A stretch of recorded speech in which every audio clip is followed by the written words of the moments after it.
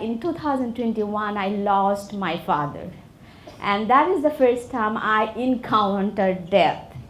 So, when I say I lost my father, it means that he was home for me. He was the shelter for me.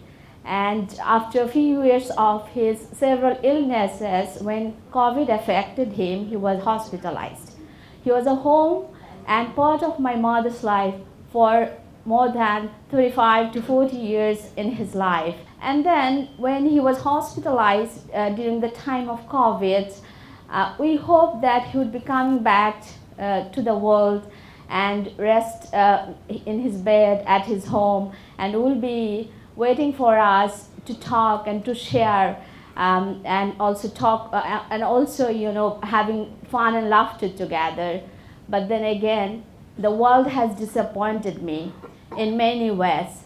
At certain point, after 2 weeks of fighting COVID, what happened? There was a cardiac arrest, and he left the world, leaving us completely alone. And the deep wound and the heartbreak that happened in my life and the experience I gathered when I was looking after in the COVID unit, leaving my family and daughter at home completely, is something I will never forget.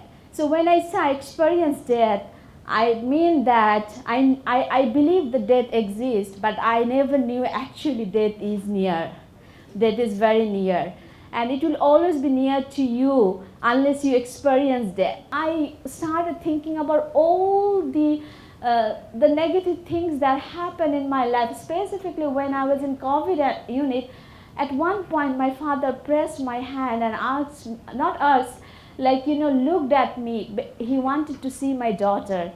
Everyone was allowed there. My other sisters and their children, they all visited him, but except my daughter. None from my in-laws and my husband. They didn't allow my daughter.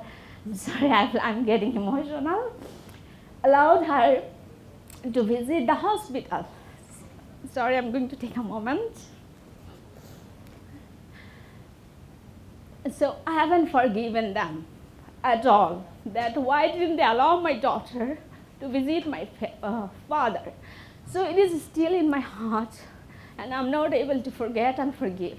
So these are the things will be happening in your life, that you'll be seeing that when you lose someone close in your life, you'll be experiencing something that is not the same with everyone. It is a process. It is different. My one is different, and the other one will be different. This is all about grief, experiencing grief, and I'm still in the process of experiencing grief.